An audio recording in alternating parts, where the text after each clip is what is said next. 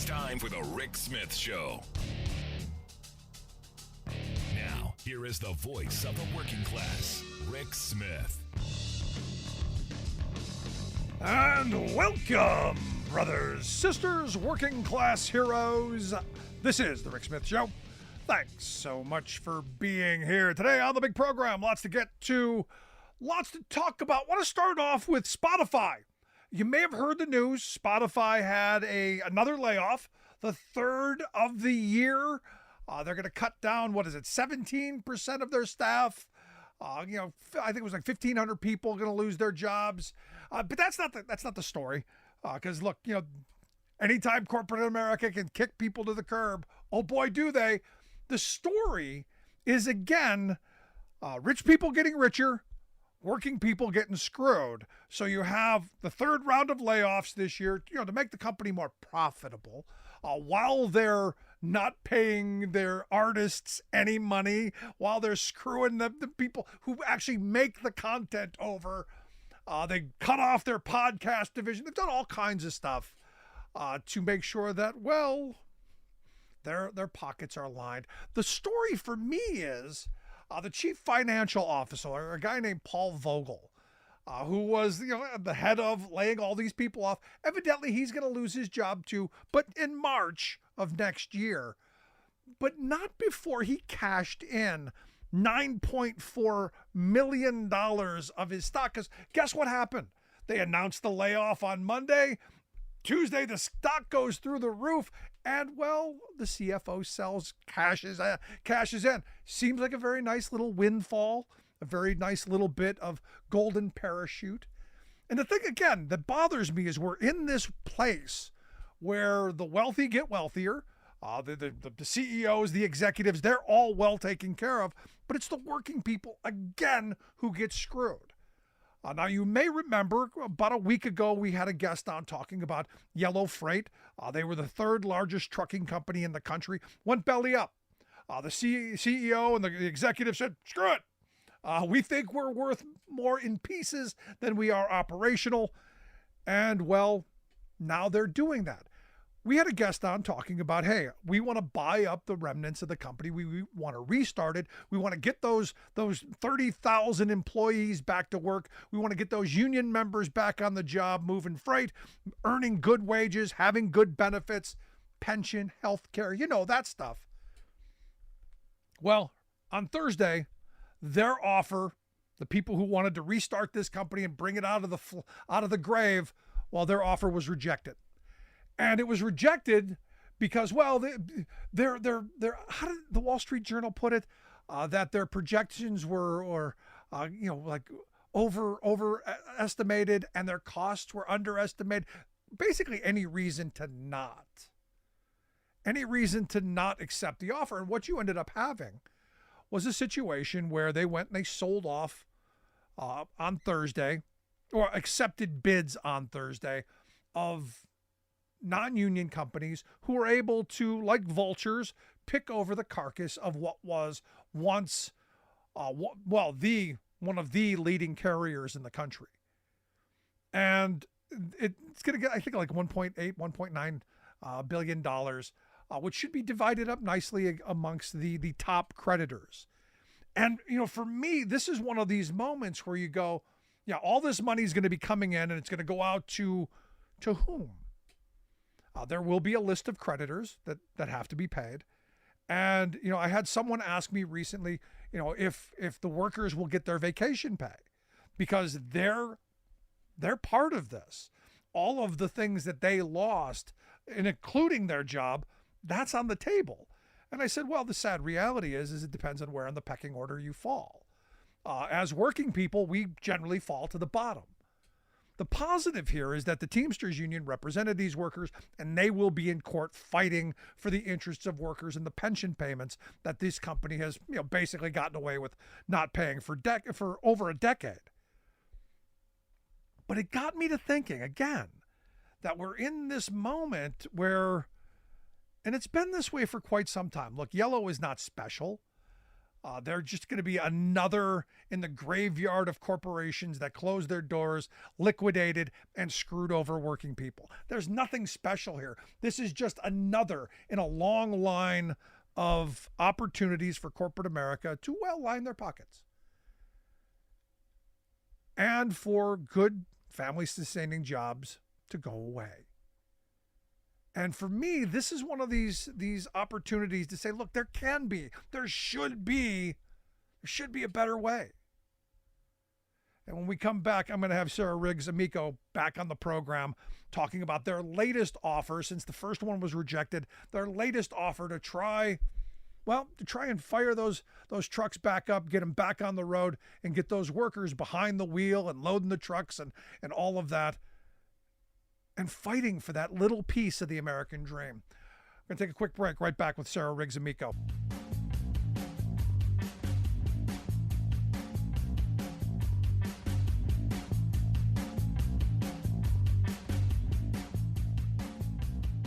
I'm Rick Smith, and this is Labor History in 2. On this day in labor history, the year was 1918. That was the day streetcar workers in Kansas City walked off the job. It was the third strike since August 1917. Workers had previously struck for union recognition and joined the city general strike that spring. By summer, the city was so desperate for wartime labor, the transit company began hiring women. Though women faced initial opposition, by fall, the union demanded they receive equal pay for equal work.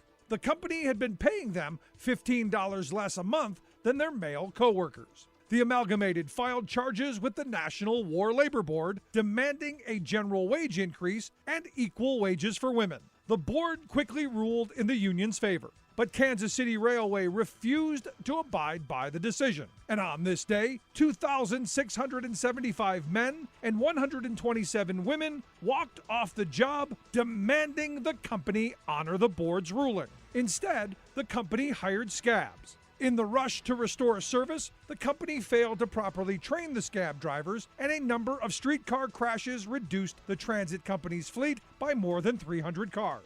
According to Maureen Weiner Greenwald, author of Women, War, and Work, the company alleged in the press that the strike was an attack against the entire community. On the Missouri side, state militia guarded the strikebreakers, while U.S. Marshals guarded rail tracks on the Kansas side. By April 1919, a federal grand jury indicted union leaders for obstructing a vital industry during wartime, even though the war had been over for 6 months. By May, the strike was lost, and the union busted. It would take another 20 years before Kansas City Transit would finally be organized. Like what you hear? Check out more at laborhistoryin2.com.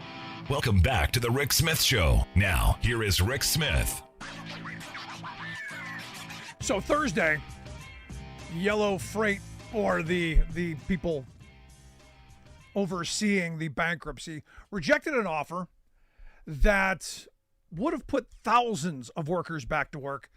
And now what you've got are, the first round of vultures picking at the carcass of what had been the livelihoods of thousands of men and women and their families.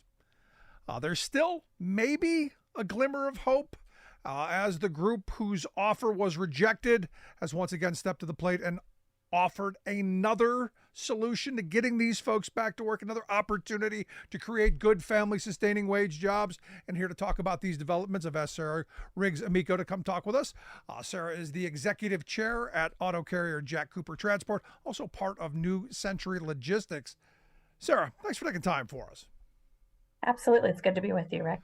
So walk me through what happened on Thursday. I know you guys made an offer. It was a big offer. It was an offer to pull this company back into operation out of bankruptcy. As I understand, the filing should have moved towards. What happened? Yeah, so we made an offer to the debtor to buy substantially all the assets of what was once Yellow Corp. And that offer was comprised of $1.1 billion term loan, $1.5 billion of preferred equity, specifically targeted to the unsecured creditors. So the pension funds that lost out here, the Pension Benefit Guaranty Corp, the priority claims for employees, the trade creditors, and that preferred equity would have paid a dividend of 7%, which is top of the market if you look at fixed dividend listings on NASDAQ for this instrument. And in addition to that, we were seeking to satisfy the CARES Act loans for the U.S. Treasury with the issuance of new debt to the tune of about $750 million. So when you put all of that together, it was actually quite a robust offer. They, as a company, had to continue through their auction process, and we certainly understand. Of the 169 terminals that were owned by Yellow, they did sell all but about 46, or they not sell. Technically, the sale hearing is the 12th, which is Tuesday, but they accepted best and highest offers on all but 46 of the terminals that they owned, which means, and they were able to procure about $1.8 billion, $1.88 billion in bids for those. So what they're betting on in rejecting our offer is that the rolling stock assets, which they have not sold the vast majority of or really any meaningful part of, and the remaining 46 terminals and various and sundry other licenses, contracts, or assets would top our bid. But I think more to the point, our bid wasn't entirely composed of cash, right? So we understand that they had to do that, but the fact remains there are 100 lease terminals that are left. There are 46 terminal properties that they own. There's still a lot of the IT infrastructure. And of course, there are still the unsecured creditors who are the people that get anything over and above what clears the debt and the fees to exit bankruptcy. The equity holders, of course, up until this point, they really haven't had any hope of recovery in this process, including the 30% of Yellow that was owned by the U.S. Treasury. And so what we've done is we've gone back and said, look, what if there's a Goldilocks solution here? Right. Because again, our motivation was 28,000 people lost their jobs when Yellow closed its doors. Our offer would have put at least 15,000 of them back to work in the first 2 years. We thought that was an incredible outcome vis-a-vis liquidating the company, which means none of those jobs ever come back, and certainly is a major blow to unionized trucking writ large as well, not to mention consumers from a price perspective and the supply chain. But why don't we see if there's a Goldilocks solution? Why don't we see if we can present an offer that might still put 15,000 people back to work, might be slightly pared down, but using those remaining 46 terminals, the leased terminals, and again, the other assets, whether that's forklifts and rolling stock, IT licenses. But the reality is we're not giving up yet, because there are still thousands and thousands of jobs that can be saved. And so we have redoubled our efforts, have presented to the unsecured creditors our thoughts on this, because we know that they're going to be heavily impacted by it. Those conversations are protected by NDAs, so I can't go into details. Of course they are. But we intend to present to the company sort of a plan B, which says, look, you can keep the money from your auction. We understand that you've got to clear the debt. We understand also that there's no such thing as a successful outcome that doesn't include people going back to work. And so let us have a chance to come in and buy the remaining assets. And that's great. But here's the thing, all the news that's out there, all the stories are that your initial offer wasn't accepted because it was, rosy outcomes on one end and lack of funding on the other. And it wasn't, a big offer. It was $1 billion. It's a lot more than that. And I got to tell you, I've known you for years. I don't see you as someone who goes into a business deal with rose-colored glasses on, thinking that, things are going to be greener on the other side. I see you as someone who gets the numbers. So to hear the news media saying, well, their projections were way off, I'm not buying it. Yeah, no, by the way, first of all, I'm not sure that the presentation of the bid was accurate. It was not $1 billion bid. The math is pretty straightforward. It was 1.1 in debt. It was $1.5 billion. So, right, we're already to 2.6 billion for everybody out there who likes math. in preferred equity, and then it was the 740 extension of the U.S. Treasury loan on top of that. So this was a bid that brought over $3 billion in value to the estate, but again, wasn't an entirely cash-based bid, and we certainly understand that. No, but I get this, and this is my frustration is if we were a country who gave our tinkers damn about working people and not feeding the corporate vultures, this whole thing would have gone a little bit differently. And I know we are where we are, and now this is over. It's the past, so to speak, or is it? I mean, is there a chance of any type of, hey, there was some malfeasance here, there's some shady dealings going on here? Is there anything that possibly could overturn the apple cart at this moment before they finally sell off all the things that are there that you haven't bid on yet? Yeah, look, I think it's what we're trying to do now. It's a plan B, or I don't like plan B because it presumes it's not optimal. I like the idea of calling it Goldilocks. It's just right. They get their cash from the real estate auction, and we get the rolling stock and remaining terminals and other assets, and we'll put in a bid that we think will maximize value to the estate. Right, but Sarah, here's the thing. I mean, 15,000 people back to work. I'm with you. I'm 100% there. But they just cherry picked probably the best locations, the best the best terminals that the best value that you could have gotten for this, which will put anybody wanting to bring this company back from the dead in a real bind. We certainly haven't made it easier, but the reality is, independent of how our business plan going forward was presented, it was put together with literally dozens of LTL and logistics experts, including, about a dozen or so current and former Yellow executives up until the time of the bankruptcy filing who have as much as 40 years of experience at Yellow. So these were business plans that were very carefully crafted.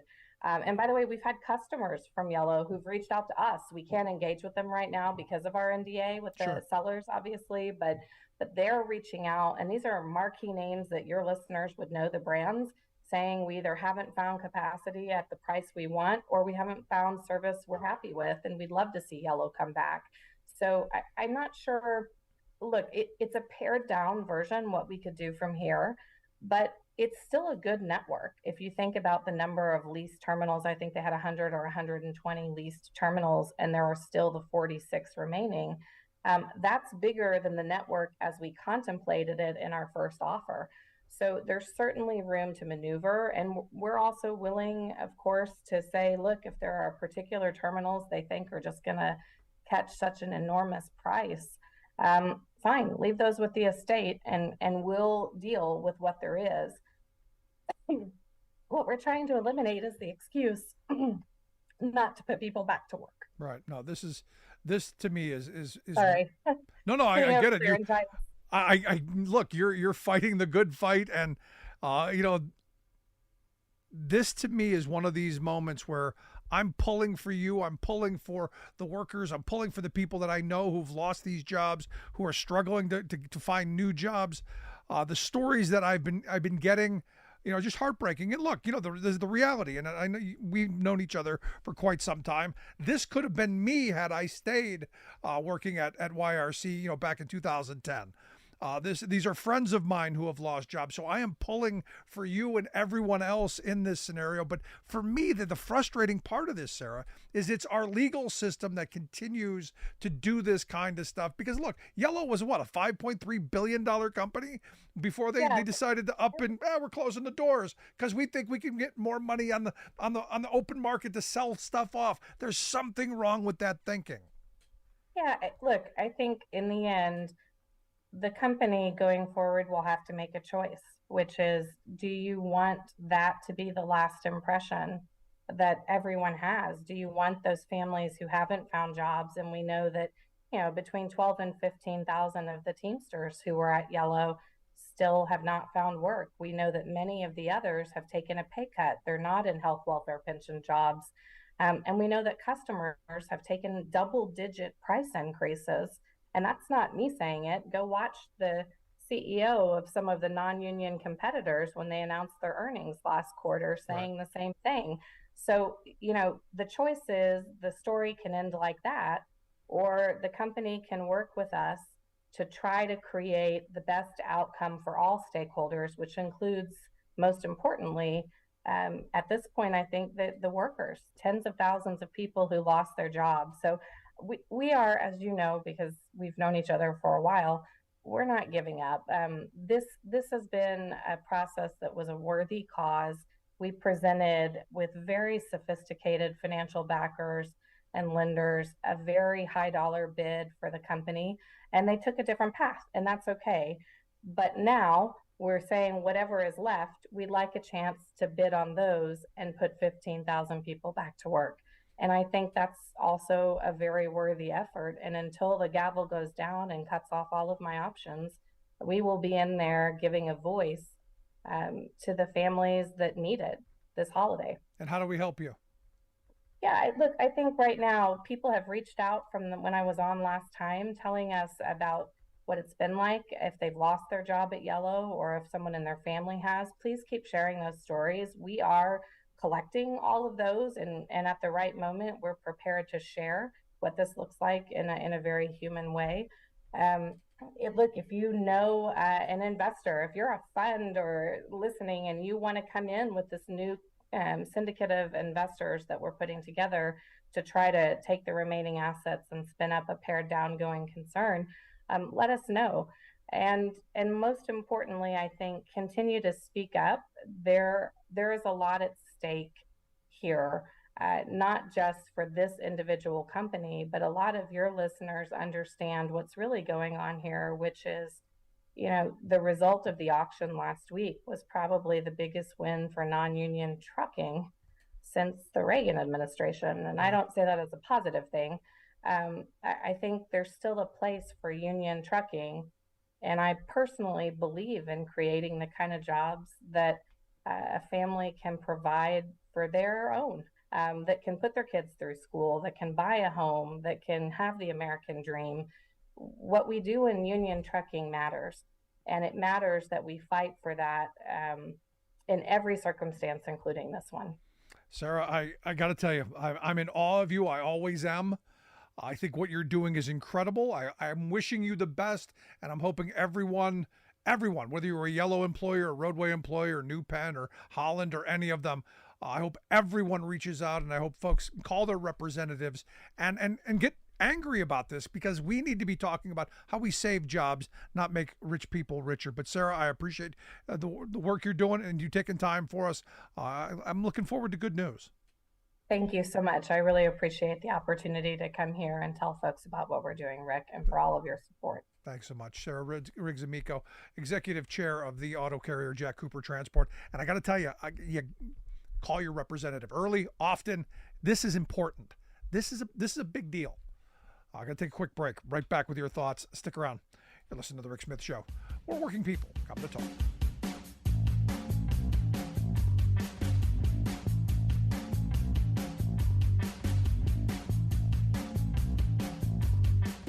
We are AFGE, the American Federation of Government Employees. We represent 700,000 federal and D.C. government workers who are the vital threads of the fabric of American life. We support our nation's military. We take care of our nation's veterans. We protect our nation's borders. We respond to our nation's crises and natural disasters. We provide services to our nation's seniors. The American Federation of Government Employees. We work for America.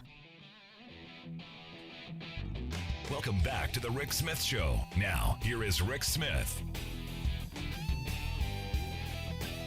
So I got to tell you, it's infuriating when you look at the fact that, again, what you have is a scenario where working people, again, are going to take it on the chin. And understand, this isn't new, but this is, again, the next in the latest line. And as I was doing some research and reading some articles on this topic, I came across a guy who was quoted, and I think it was the MSNBC article.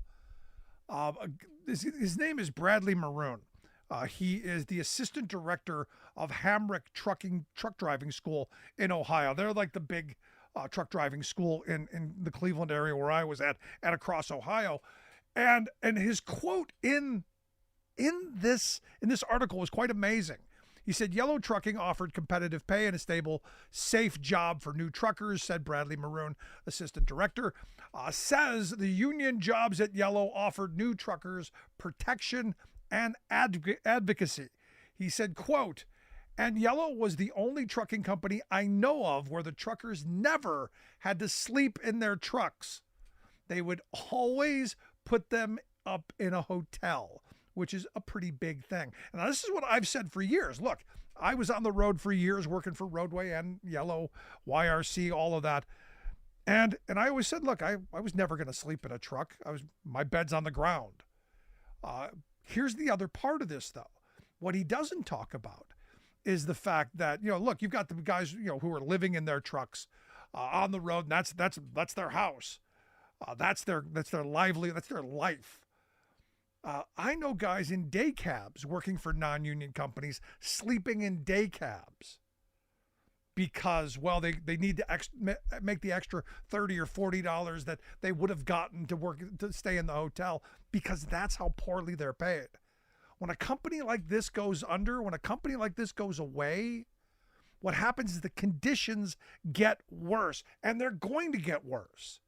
The unions raised conditions up, took truck driving from being, well, a poverty wage, desperation wage job to being one that was really solidly middle class, to now reverting back to desperation. And this again, this is a story that's been told time and time again. Things get better. Corporate America says enough already. We want our money back. We want our power back. We want our control back. Things get worse. My hope is that Sarah and her group can bring Yellow back out of the ashes. But will it be, the company that it was? Will it be the third largest company in the country? No, those days are sadly gone for now. But giving those workers the opportunity at the dignity and respect that job gave them, with a contract that protects them. The part that this guy talks about is the protection that working people have by being able to say, no, I'm not going to take a broken truck down the road. No, I'm not going to allow this to happen. I got to tell you, we got so much work to do in this country. So much work at protecting working people, so much work at protecting families. If you got a story, I want to hear it. You should be calling your congressman. And I know this isn't an important issue to everyone, but it should be. It's a working people's issue. For those watching on television, this is the end of today's broadcast. For everybody on the radio, we're going to take a quick break and back with more thoughts on this. Email me, rick@thericksmithshow.com.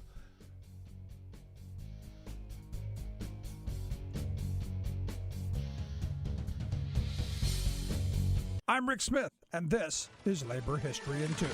On this day in labor history, the year was 2012. That was the day that Michigan Governor Rick Snyder signed right-to-work legislation into law. The birthplace of the United Auto Workers Union had just become the 24th state to pass legislation that guaranteed the open shop and the prohibition of mandatory dues collection. More than 10,000 trade unionists gathered in Lansing that day to express their outrage. The only source of income that unions have is their dues base. Without it, unions can't adequately represent their members. Work of unions isn't just about effectively negotiating a contract. It also includes fighting contract violations, excessive discipline and wrongful discharges, and enforcing safety and good working conditions on the job. All of this suffers under right to work. But this is nothing new. Right to work laws have their roots in fighting the Wagner Act and the CIO organizing drives throughout the South in the 1940s.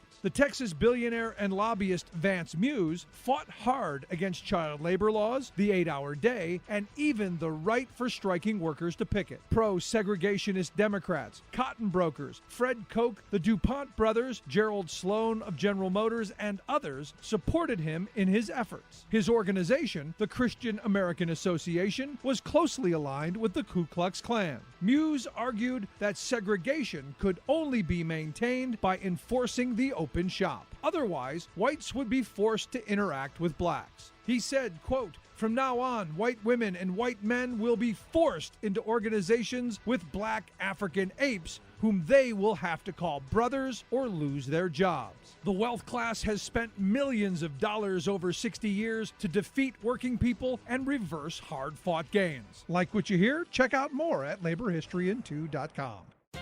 In a song about outlaws, Woody Guthrie noted that some will rob you with a six-gun, some with a fountain pen. Indeed, the big money thievery in our society today is being perpetrated by the fountain pen gang of corporate monopolists, Wall Street financiers, and Washington lobbyists. They're trying to pull off another multi-billion-dollar heist right now in the airline industry. It's a merger caper that would gouge consumers, shortchange airline workers, and cut service to communities by further shrinking competition in an already monopolistic market. Just four giants, American, United, Delta, and Southwest, now control 2/3 of all air travel in the entire U.S. The only competitive force left is a handful of smaller lines, such as JetBlue, Spirit, Alaska, and Hawaiian. Currently, though, Alaska and JetBlue are trying to take over the other two, perversely arguing that cutting the number of competitors will miraculously increase competition and magically reduce prices for consumers. This is what I call Santa Claus economics. You have to be 6 years old to believe it. Here, boys and girls, is the reason that less competition is not more. All of these airlines are owned and controlled by the same tiny group of uber-rich Wall Street financial profiteers. For example, Vanguard Group, a $7 trillion global investment powerhouse, is the largest institutional shareholder in American, United, Delta, Southwest, and Alaska, plus the second largest in JetBlue. So far from fighting the Big Four, the two monopolistic wannabes would join them to rig prices even higher and make airline service more of an oxymoron than it is now. This is Jim Hightower saying the word free in free enterprise is not an adjective, it's a verb. We have to free up the enterprising competitors, decentralizing market power, not increasing consolidation. Welcome back to the Rick Smith Show. Now, here is Rick Smith. So these Sunday shows were full of talking heads and, well, fun, entertainment, and some bizarre stuff like J.D. Vance. The senator from Ohio was on with Jake Tapper and the State of the Union. And what I found interesting is he believes that what's in our country's best interest is that we just accept the fact that Ukraine's going to have to give up some land to Russia. Just going to have to give it up. It's over. It's done. We're going to have to give that. Oh, and by the way, we're going to allow Kash Patel and the Klan to go after media people, because I guess we have to investigate media bias, which is just, well, I'm not quite sure how you get there. And here to share some thoughts on, well, what that might look like, I've asked our good friend, former Ohio Congressman and political analyst Bob Ney to come share some thoughts. Bob, thanks for taking time for us. Well, thank you, Rick. So what do you make of your senator, J.D. Vance, saying, let's start with the Russia thing first? It's just in the country's best interest, Bob. We can't keep spending the money. Just going to have to give Russia some land. That's it. They're just going to take a little bit, not too much, but just going to have to give up. Well, Rick, he's trying to walk a line, too, because, can you say J.D. Vance, Vice President of the United States? No. Okay. Well, in his mind, hey, now, of course, to be bipartisan about this, every senator in the morning when they brush their teeth and look in the mirror see the future president of the United States. Yeah. All right, so let's be fair. But he's got ambitions, I think, and he's trying to kind of follow the line between not writing the Ukraine off, but doing what Trump wants on it. So he's opposed to sending more aid to the Ukraine. But then he says, why are we going to send billions considering that the previous aid didn't end the war? Which I'm thinking, okay, let's see. If we took that theory that spending money in World War II didn't end the war after 9 months, maybe we would, be speaking German today. I don't know. But his logic, he's trying to find some type of way, in between this. And that's his way by saying, well, we're going to have to, cede some land. and therefore we're going to quit. Now, logic kind of tells you, Rick, at least my strategy, and I think yours because you're a smart guy, my strategy would be to say that, if I actually believe this about the land, would say we're going to continue to fund the Ukraine, forcing Russia to make, some kind of deal versus, well, we're going to stop funding you. Hey, they're powerless now, Putin. Go ahead and make your deal. Yeah. Doesn't make sense. It makes no sense. And none. And how much? I mean, are we talking, a little bit around the edges? Or are we talking all of it? Because I got to tell you, I don't think Putin's going to stop at just a little bit. And this is my problem with all of this. And maybe it's just that I grew up at the era I grew up and not trusting Russians. But where do they stop? When do they stop? Or does this escalate further down the road and we end up getting in a worse scenario down the road? Well, yes, and I think, in fact, part of our problem, ours, meaning the NATO coalition and the United States, not just to single us out, was that NATO, should have instituted a no-fly zone when this thing began. Now, we were worried some plane might get shot down. I fully understand that. That doesn't mean we go into a nuclear war with each other. But a no-fly zone would have changed the whole dramatics and complexion of this entire Ukraine-Russia situation. So we didn't do that, so we funded money. But I think in the beginning, had we done that, it might have made a difference. But now, because we haven't taken certain steps, or because the war is still continuing, doesn't mean you just say, that's it. Again, strategy-wise, who on earth would say to your opponent, we're going to quit fighting you. How about we sit down and make a deal? You don't do it. Yeah, I'm defenseless now. I'm helpless now. Oh, yeah. Please, let's make a deal. Yeah, you're in a street fight and you put your hands behind your back and say, okay, here, I want to end this now. You're going to get hit a couple of times before you even sit down. Yeah. Now Zelensky, I guess, is coming to the U.S. to try and salvage something, right? Right, and I think from Zelensky's point of view, he has to do that because obviously there are some divisions within the Republican circles, weakening. J.D. Vance is not the only one, although he's one of the few that's saying give them territory, but it's just weakening in the position of supporting the Ukraine. And on top of it, with the whole Israel-Hamas war and the money going out there, obviously, let's face it, Ukraine's taking a back seat. So people will be out front. Yes, let's lock in support for Israel, but then comes the Ukraine, which is now the secondary source of a lot of interest for the United States. And obviously, Zelensky's going to meet with senators from both parties. Yes. And I understand Mike Johnson, the speaker, is going to meet with him? Yes.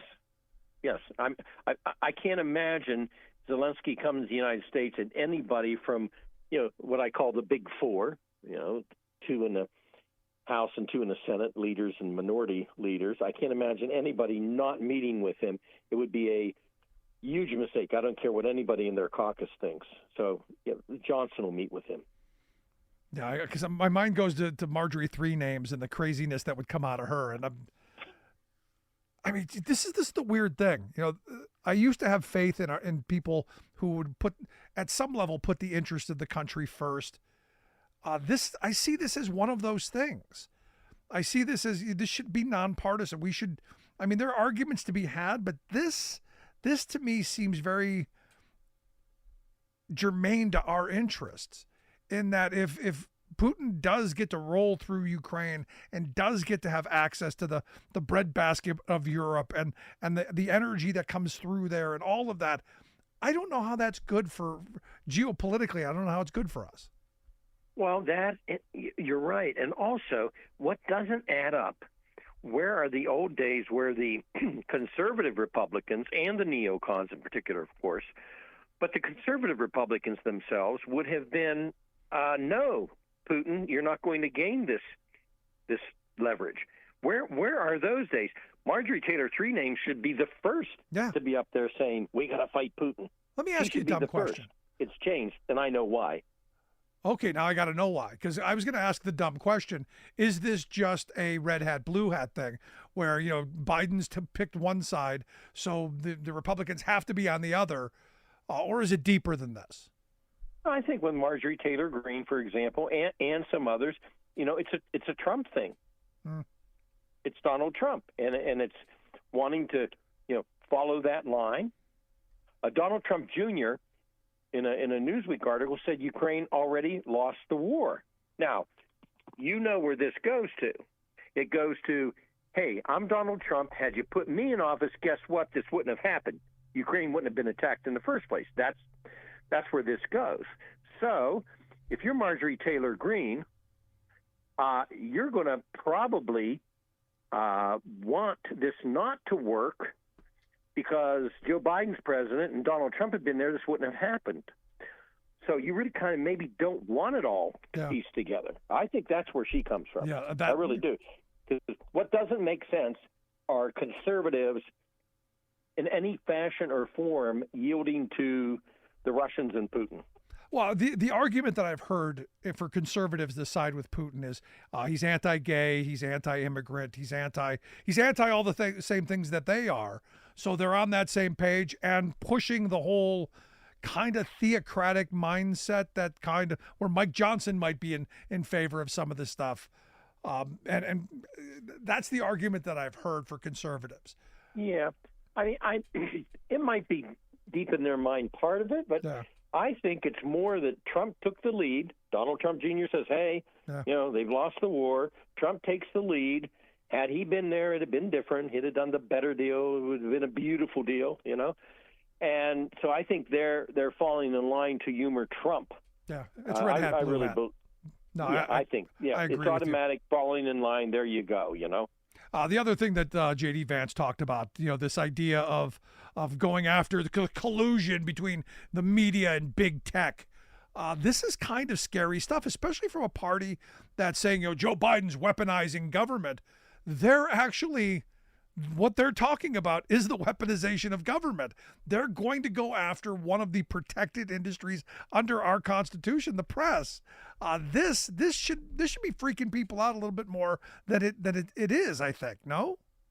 Yes, and also, of course, you're talking to somebody who was one of three people with Ron Paul, Butch Otter, and myself, one of three who voted against the Patriot Act on the Republican side, right?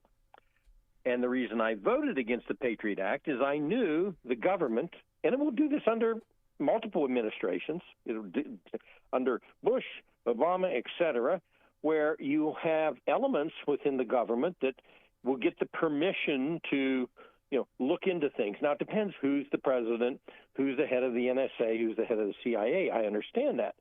But if you think about what J.D. Vance is saying, and you think about a new presidency in 2024, then the powers to be within the government will become a weapon because they will be able to say, all right, J.D. Vance and others have said there's collusion between the press, tech companies, and America's national security apparatus. So they need to start looking into emails, conversations. It will be legitimately okay to wiretap people, just as it has been, just as I argued when I voted against the Patriot Act. And if anybody thinks there's a FISA court that's going to protect people, no. So we're going down now publicly. At least people, Rick, they used to keep these thoughts secret, right? Yeah. And just do it. But now you're seeing people out front like J.D. Vance and others saying this. And I guess the point I'd make on it is, who is the censure god that now sits there and says, well, what NBC did is illegal and we're going to go after, but what Fox did is okay? Who sits and makes that decision? It's a dangerous path. Pretty soon, you're not going to be able to say anything about anything, period. Yeah, and especially when you're talking about, just starting locking people up, especially when you got somebody like Trump who's been saying it's all about payback, it's all about retribution. We're going to, they're going to, I mean, it's Orwellian. It's all the stuff, those novels I read in high school that are now being banned. It's all of that stuff wrapped into one. Well, now, here's one statement. It's not journalism to take your security clearance, lie to the American people, and then persuade big technology to censor anti-Joe Biden stories. I'm not sure where that all comes from. Well, I think it's the laptop. I think they wanted that laptop story. That was supposed to be the October surprise. That was supposed to be everywhere. We were supposed to freak out over all the crimes. Remember, because there were all these crimes. There were tons of crimes, and the crimes were much worse than anything Donald Trump could have done. Therefore, that should have been the story, and people didn't bite. I didn't bite on the laptop story at all, because I'm like, okay, he's not running for office. I don't care what's on his laptop. Right. Well, the only reason the whole thing has become a story anyways because the lawyers, frankly, blew up the plea deal with the nuclear bomb in court. No, that's it. I mean, look, if he broke the law, he should go to jail like anybody else. If there is a direct link between his crimes or whatever he did or whatever is being accused and Joe Biden, and there's a quid pro quo, then yes, we follow that. But to this point, there's been nothing. In fact, Mitt Romney was on, what was it, Meet the Depressed? And he on the Biden impeachment, because I guess we're going to keep doing that. He says, I don't see any evidence of that at all. I think before you begin an impeachment inquiry, you ought to have some evidence, some inclination that there's been wrongdoing. And so far, there's nothing of that nature. And, this is Mitt Romney who, I see him as sort of in this moment, the middle of the road, which is frightening to me. But the fact of the matter is there's nothing there. Right. Well, Mitt Romney said Trump was the human gumball machine, and he'll impose his will upon the nation, which I thought was very interesting what he said on the Sunday shows. But he says his behavior, this is Romney, that Trump's behavior suggests that this is a person who will impose his will if he can on the judicial system. And of course, remember, Trump had talked about shutting down the government to the House colleagues in order to go after the Justice Department that's going after him. Yeah. And he did that publicly. So again, he said it publicly.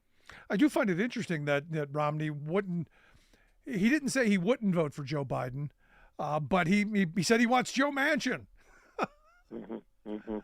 Kind of pushing that out there. And I think Manchin would be a horrible choice. But, you got, and I think if Manchin were to run, I think it would ensure that Donald Trump would win. Well, we have the weirdest dynamics, going on now. Of course, I'm looking at Manchin, who's now not running, as we know, for the Senate. I'm thinking, Joe Manchin, I'll throw this out here. What does he have to lose by running on the no labels ticket? Nothing. I mean, think about it. Yes, not. In fact, what he has to gain is he runs on the no labels ticket. You got RFK in there running. You've got, a couple of other people who would be no names, but they will count. If they get 1% of the vote, they will count on this election, for or against Donald Trump or Joe Biden. Yeah. This is all the biggest mismatch of percentages that I think we will see in modern presidential history. For Manchin's case, though, he runs, says all these things that are, bipartisan. And when it's over with, he doesn't win, but hey, there'll be a great think tank job somewhere for him. It'll pay well. That is true. It'll pay well. Because someone asked me, why hasn't he ruled it out? And I said, look, I'm sure he's playing the court me game, where money's coming in. There's some sweeteners going into a super PAC somewhere. I'm sure he's going to line his pockets in this. But ultimately, you're right. I mean, it's going to be an interesting year, but I don't see there being a chance for them to win. The only thing they can do is sway the election one way or the other. And I see Manchin as a guy who would take votes from Biden in states that are really important, like Pennsylvania. Right, and then you've got RFK, who they announced yesterday in a news story that he is going to cough up, or this PAC or some group is going to cough up $15 million to get him on ballots in states. I'll tell you what, for $15 million, you can get a lot of people out there getting a lot of signatures. Yeah. So that's a reality. Whereas with no labels, they have a group that they can go and start to tap into to get signatures. So yes, that's a possibility too with RFK. No, I got to tell you, I'd like to know where the money's coming from. Where's the $15 million coming from? Oh no, John McCain, he went after that dirty soft money from the system. He went after that. All he did do though is he forgot to include in his campaign finance reform bill that anybody who gives a dime ought to have their name out there. To any group. Yeah. I don't care who it is, left or right, Koch brothers or Soros. You give a dime, put your name out there. We have no idea who are funding these groups.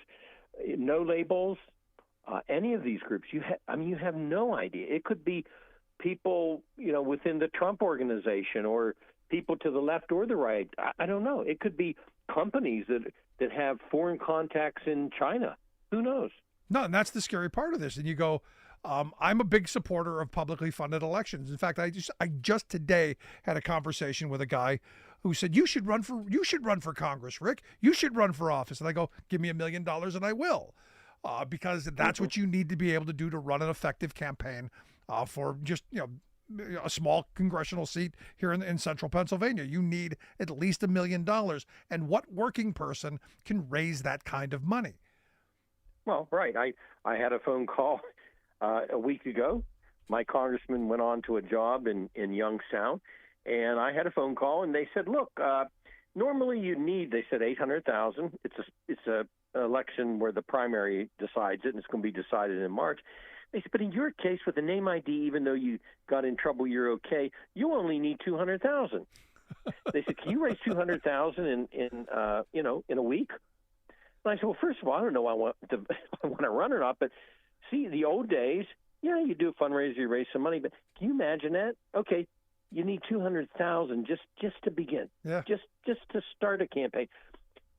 The old days are gone, where you had a chance, like I did in 1980, with no money, to run against a former congressman and go knock on doors, and I barely beat him, but I beat him with no money. With duct tape Those and hustle. days are gone. Yeah. Shoe polish and new pair of shoes here and there, and there you go. It worked. Yeah, and I said, look, until we get publicly funded elections and we get corporate money and this billionaire money out of it, and all these super PACs and all this stuff, till we start breaking that stuff up, it's sadly a done game, because, like you said, we don't know who's funding all of this stuff. Could be the same guy. Could be Sheldon Adelson's estate, for all I know, or a Koch brother, or Tom Steyer on the other side, whom I've heard almost nothing from in this last electoral cycle. I think he's just off doing his thing. But I'm concerned about what happens next November. It's that simple. Right. But Bob, I appreciate the time as always. Wonderful stuff. Look, and hey, if you do run for Congress, I will write you the first campaign check.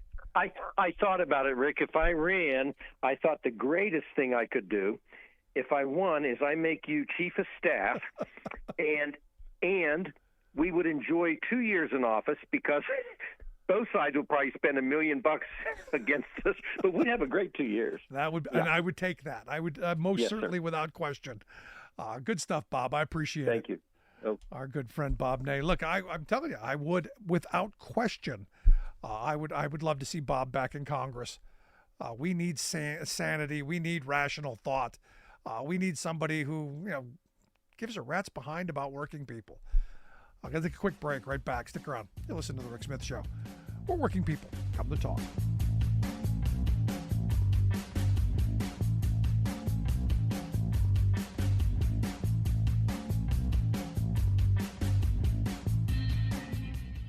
I'm Rick Smith, and this is Labor History in 2. On this day in labor history, the year was 1886. That was the day that black farmers formed the Colored Farmers Alliance and Cooperative Union in Houston County, Texas. The Southern Farmers Alliance would not allow black members, so African American farmers decided to form their own organization. They elected two black men, J.J. Shuffer as their president and H.S. Spencer as their secretary. A white man, an ex-Confederate soldier, was chosen as the national spokesperson for the group. Organizers moved across the South. They organized around issues including higher crop prices, lower railroad rates, and other policies that would help the sharecroppers and small landowners. In 1890, the organization merged with the rival National Colored Alliance. It grew to a force of 1.2 million farmers. A weekly newspaper, the National Alliance, reported on the activities of the organization. One initiative was to set up exchanges at port cities such as Charleston, Mobile, and New Orleans. These exchanges allowed black farmers to purchase goods at fair prices. They also provided loans for black farmers. The Alliance advocated for black farmers to purchase land, a tough proposition in the sharecropping system of the South. In September of 1891, the Alliance called for a strike of cotton pickers. But the organization did not have the infrastructure to support such a massive effort. The strike never really got off the ground, and in Arkansas, 15 black strikers were killed. The oppressive discrimination that structured Southern agriculture made it exceedingly difficult for black farmers to organize. Oh, the farmer is the man, the farmer is the man, lives on credit till the fall. With the interest rate so high, it's a wonder he don't die. And the middleman's the one that gets Like what it you hear? all. Check out more at laborhistoryin2.com.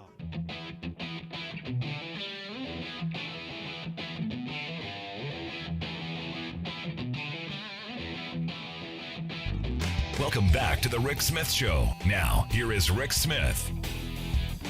So think about that for a minute. During the break, I'm thinking about, Bob running for Congress again.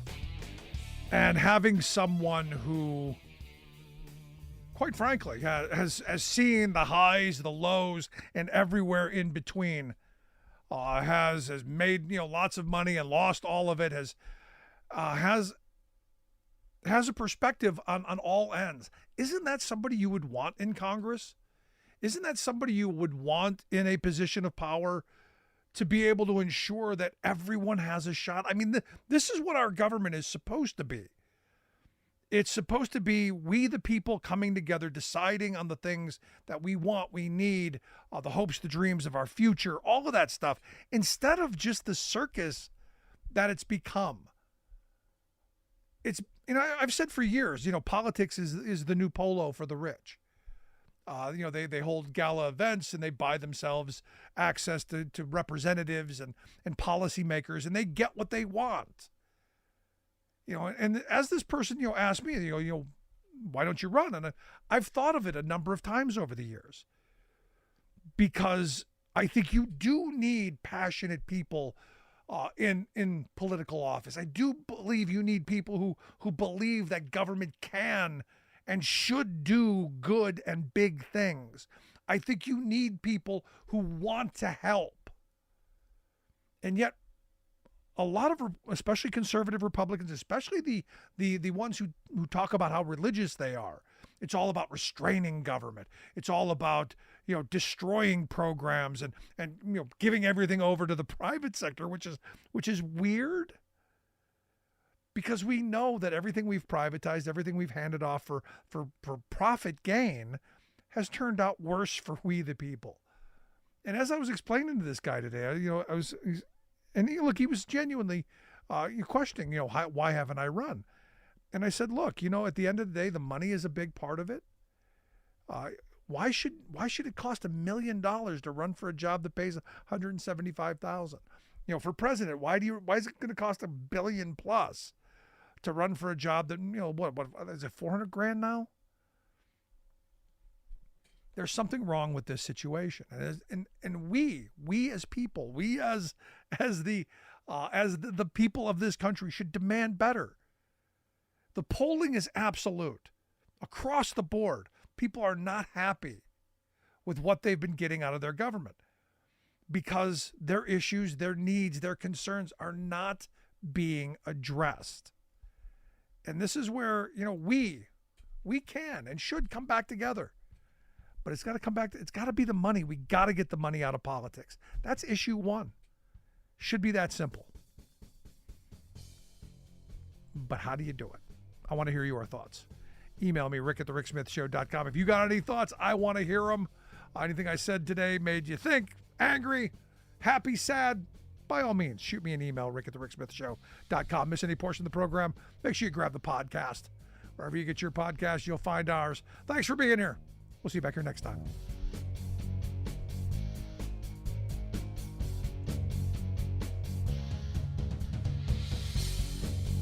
You've been listening to The Rick Smith Show. Email Rick at rick@thericksmithshow.com. Until next time, this has been The Rick Smith Show, where working people come to talk.